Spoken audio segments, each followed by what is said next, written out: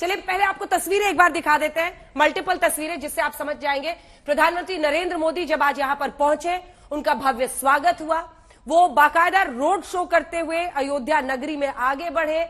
वो पहुंचे वहां पर रेलवे स्टेशन, अयोध्या धाम रेलवे स्टेशन, जहां पर उन्होंने अमृत भारत ट्रेन को हरी झंडी दिखाई। उसमें तमाम छात्र सवार थे। प्रधानमंत्री ने उनसे संपर्क भी साधा, उनसे बातचीत की, उनका अभिनंदन स्वीकार किया। और अयोध्या नगरी में जब वो सड़कों से गुजरे तब कई लोग भावुक भी हुए। लोगों ने पुष्प वर्षा के साथ उनका स्वागत भी किया। प्रधानमंत्री नरेंद्र मोदी अयोध्या में राम मंदिर में प्राण प्रतिष्ठा के साथ एक ऐसे व्यक्तित्व की तस्वीर यहां पर लेकर आए हैं जिससे लोगों को उम्मीद थी कि शायद उनके शासन में यह मंदिर पूरा हो। और कोर्ट का फैसला था, कोर्ट ने इजाजत दी कि वहां मंदिर निर्माण हो, और उसके बाद से तेजी के कारण से ये पूरा मंदिर निर्माण हो, इस पर प्रधानमंत्री का फोकस रहा। लेकिन पीएम ने इसके साथ सबसे ज्यादा ध्यान इस बात का दिया कि राम मंदिर सिर्फ ना हो, यहां पर अंतर्राष्ट्रीय हवाई अड्डा हो, जो आधुनिक सुविधाएं है उससे लैस एक रेलवे स्टेशन हो। सड़कों का, अगर आप पहले गए हो अयोध्या में, बहुत ही पतली सड़कें हैं, बहुत इलीगल एनक्रोचमेंट चारों तरफ से रहता था और सड़कों पर आवाजाही बहुत मुश्किल होती थी। घंटे घंटे का ट्रैफिक जाम छोटी छोटी जगहों पर होता था, गलियों से गुजरना पड़ता था गाड़ियों को। लेकिन अब उसको बदला गया है। और अगर आप सामने वाले इलाके में, ज्यादातर मंदिरों के सामने आप देखेंगे कई जगहों पर छोटी छोटी दुकानें रहती हैं, वो अव्यवस्थित रहती हैं।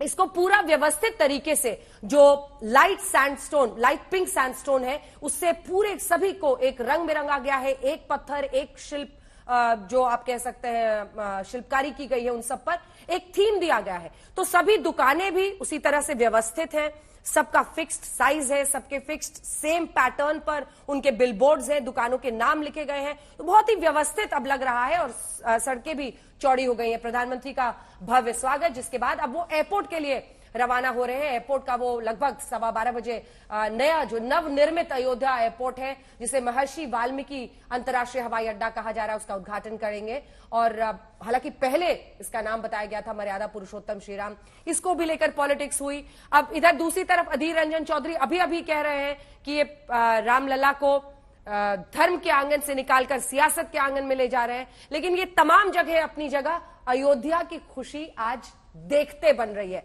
श्वेता, पीएम अब अंतर्राष्ट्रीय हवाई अड्डे का उद्घाटन करने जा रहे हैं। यह 5वां अंतर्राष्ट्रीय हवाई अड्डा है जो जेवर, लखनऊ, वाराणसी, कुशीनगर के बाद अयोध्या में शुरू होगा।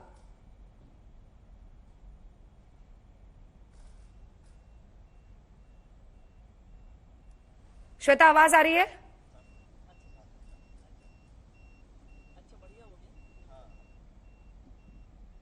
चलिए, कलाकारों की प्रस्तुति हम आपको अलग अलग जगहों पर दिखा रहे हैं। प्रधानमंत्री जब रोड शो वहां कर रहे थे तब की तस्वीरें आप देख रहे हैं।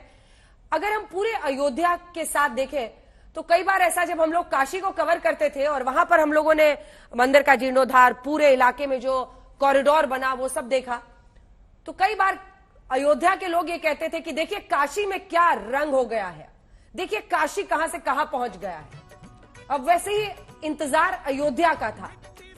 आज के इन 16,000 करोड़ की सौगातों के साथ अयोध्या भी उसी राह पर निकल पड़ी है। अभिषेक। बिल्कुल अंजना, आप बिल्कुल सही कह रही हैं। हम आपको दिखाएंगे क्योंकि प्रधानमंत्री का काफिला अब इधर की तरफ आने वाला है और इस वक्त उनके आगे की जो गाड़ियां हैं हम उसकी तरफ आपको दिखा रहे हैं। लोग दोनों तरफ अभी भी मौजूद हैं, भारी तादाद में मौजूद हैं और कम से कम लौटते हुए कई लोग, चूंकि प्रधानमंत्री का कार्यक्रम 1 घंटा पहले हो गया तो लोग पहुंच नहीं पाए, लेकिन अब तादाद उनकी थोड़ी बढ़ती हुई दिखाई दे रही है। मैं एक चीज और बताना चाह रहा हूं और वो ये कि यहां पर अंजना तकरीबन 29 ऐसे मंदिर चिन्हित किए गए जो कि 100 साल 150 साल पुराने थे। और जब ये अयोध्या विकसित हो रहा हो और वैसे मंदिर विध्वंस की स्थिति में रहे, वैसे मंदिर जर्जर स्थिति में रहे, इसे देखते हुए एक पूरी प्लानिंग तैयार हुई। हम आपको एक मंदिर दिखा रहे हैं और इस मंदिर का पुनरुद्धार हो रहा है। तो जिस शैली में बने हुए ये मंदिर थे, जिस माटी, जिस गारे, जिस ईंट से बने हुए मंदिर थे, जिस टेक्नोलॉजी से बने हुए मंदिर थे, उसी मंदिर को उसी स्वरूप में लाया जा रहा है। तो हम आपको जो दिखा रहे हैं वो एक मंदिर है, लेकिन ऐसे कुल 29 मंदिरों का जीर्णोद्धार चल रहा है और ये आने वाले वक्त में पर्यटकों के लिए एक खासा रुचि का विषय इसलिए भी होने जा रहा है क्योंकि जितने भी हेरिटेज बिल्डिंग यहाँ हैं, बेशक वो मंदिर हो, यहाँ के फैजाबाद के नवाब का घर हो, इसे उसी अंदाज में दोबारा से बनाया जा रहा है जो पूरी तरीके से खस्ताहाल, जर्जर और खंडहर में तब्दील हो चुके थे। तो ये एक ऐसी व्यवस्था, एक ऐसी चीज सामने आ रही है जिसमें अगर आप अयोध्या आएंगी तो जो लोग इतिहास, संस्कृति, जो लोग पुरानी चीजों में भी जिनकी रुचि है, वो मंदिरों के अलावा इसे भी देख सकते हैं और ये सरकार के प्रयास में शामिल है। भव्य भव्य आपने नजारा दिखा रहा, तमाम छोटे छोटे मंदिरों का वहां पर किस तरह से जीर्णोद्धार हो रहा है। लेकिन अब मुझे बताइए, एकदम ऐसी बात करते हैं जिससे लोग भी समझ पाए। लता चौक से मंदिर जाने में आधा घंटा लग जाता था, अब जबकि सड़कों को चौड़ा किया गया है, दुकानों को व्यवस्थित किया गया है, क्या हम माने कि अब ये वक्त कम होगा, अब पूरे व्यवस्थित तरीके से वहां पर लोगों का मूवमेंट हो पाएगा? अगर हम कह रहे हैं लाखों लाख श्रद्धालु पहुंचेंगे 22 जनवरी से जब मंदिर खुल जाएगा। अंजना, देखिए, अयोध्या को जिन लोगों ने देखा है, आप भी कई बार आई हैं और आज से कुछ वक्त पहले तक जब आप अयोध्या आते थे तो चौड़ी सड़क नाम की कोई चीज नहीं होती थी। जहां पर आज वीणा चौक बना हुआ है या फिर जहां तक साकेत कॉलेज है, यानी कि वो एक जो मुख्य सड़क हुआ करती थी जो आपको फैजाबाद से सीधा सरयू की नदी तक ले जाती थी, वो सड़क तो कई गुना चौड़ी हो चुकी है। लेकिन उसके साथ साथ देखिए, मैं इस सड़क को भी दिखा देता हूं। ये वही सड़क है जिस पर कि आम लोग या कोई भी अयोध्या आता था तो सिर्फ इसी सड़क के जरिए जाता था। जो वीणा चौक है वहां से आधे घंटे 40 मिनट लग जाते थे आपको मंदिर तक पहुंचने में, लेकिन अगर अब आप आएंगे तो 5 से 7 मिनट में आप अयोध्या में घुसे और 10 मिनट के भीतर आप मंदिर तक पहुंच जाएंगे। ये स्थिति बनी हुई है। और सिर्फ एक ऐसी सड़क नहीं, ऐसी जितनी सड़कें हैं पेरिफेरी में, चारों तरफ जो इसकी सड़क बनी है, सभी सड़कें इस वक्त चौड़ी की जा रही हैं। आप इनके सड़कों के बीचों बीच लगे जो पोल्स हैं, आप उन्हें देखिए, उसको किस तरीके से बिल्कुल पूरे अयोध्या में आपको इस तरह की स्ट्रीट लाइट्स मिलेगी जो कि बिल्कुल एथनिक लुक वाली है, जिसमें आपको थोड़ा पुराना टच भी मिलेगा और सुंदरता भी दिखेगी। तो मैं कह रहा हूं कि सिर्फ सड़कों की बात नहीं है, सड़क के साथ साथ जितनी फैसिलिटी सेंटर है उसका भी अगर आप स्वरूप देखेंगी तो आज काफी कुछ बदल गया है। जिस राम की पैड़ी की हम बात करते हैं और जहां पर वो दिए जलाए जाते हैं, वो महज 100-150 मीटर का हुआ करता था, लेकिन आज वो पूरी एक रिवर फ्रंट जैसा बन चुका है और तकरीबन 2 किलोमीटर तक वो पूरा का पूरा वो रिवर फ्रंट जाता है। तो अयोध्या अपने आप में बेहद खूबसूरत बनता जा रहा है। और आज जबकि 2022 को इसका इनॉग्रेशन होगा, तब भी आपको महज 20 से 30% अयोध्या ही आपको वैसी दिखेगी। आने वाले वक्त में, यानी कि अगले 6-8 महीने में जितना काम चल रहा है और जब अयोध्या का पूरा स्वरूप निखर करके सामने आएगा, तब ये बिल्कुल नई अयोध्या होगी।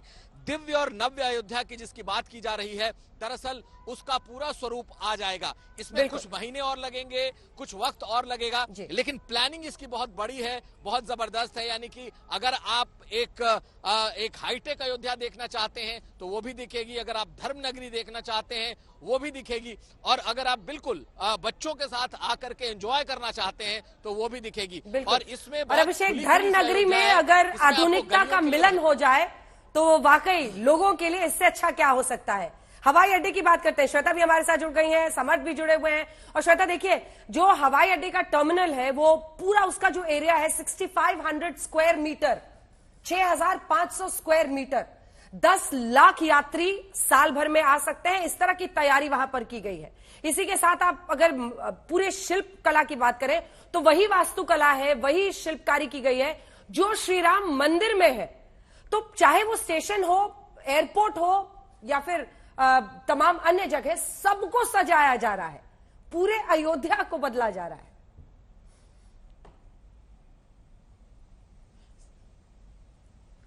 सब कुछ। और यहाँ देखिए ना, यहाँ पर ट्रेन का वो जो हॉर्न है वो हम यहाँ तक सुन सकते हैं, जहां पर मैं अब वहां से होते हुए अब उस जगह तक जा रही हूँ जहां से प्रधानमंत्री का काफिला फिर निकलेगा।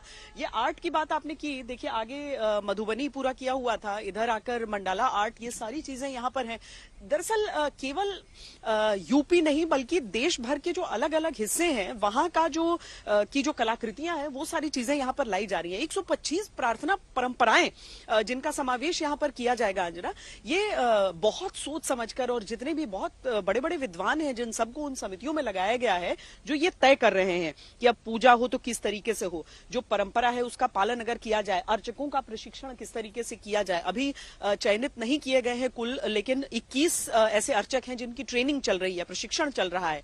क्योंकि वो कहते हैं ना कि जब भी आप एक मंदिर में पहुंचते हैं तो आप सबसे पहले प्रभु को देखते हैं और उसके बाद आप अर्चक को देखते हैं, तो दो ही चेहरे आपको वहां पर नजर आते हैं। तो यहाँ पर श्री राम लला जब यहाँ पर विराजमान हो जाएंगे, अपने मंदिर में प्राण प्रतिष्ठा हो जाएगी, तो उन अर्चकों को लेकर, उनके प्रशिक्षण को लेकर बहुत विशेष ध्यान दिया जा रहा है।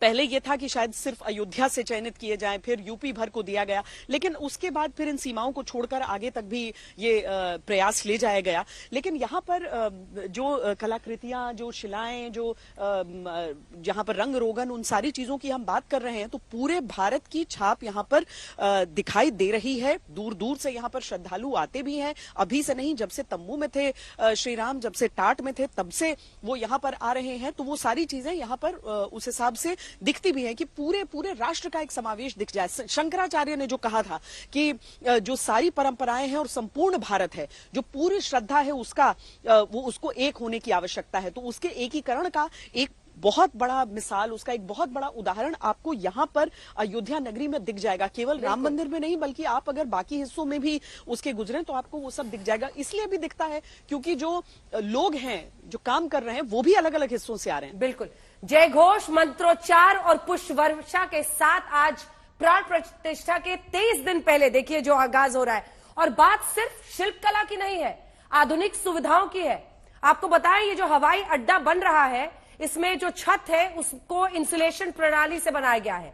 प्रधानमंत्री ने कहा था कि हर तरीके से पर्यावरण के मापदंडों का ख्याल रखा जाए। अयोध्या एयरपोर्ट में एलईडी लाइट्स लगाई गई हैं, रेन वाटर हार्वेस्टिंग, जिसे वर्षा जल संचयन कहा जाता है, फव्वारे के साथ भू निर्माण किया गया है, जल उपचार संयंत्र है, सुएज उपचार संयंत्र है, सौर ऊर्जा का कैसे इस्तेमाल किया जाए। प्रधानमंत्री का यह निर्देश है, जिसकी चर्चा बातचीत में भी ज्योतिरादित्य सिंधिया ने आज तक से इंटरव्यू में हमें बताया कि तमाम मापदंडों का ख्याल रखा गया है, एक एक बारीकी का ध्यान, और तभी आज भव्य दिख रही है अयोध्या नगरी।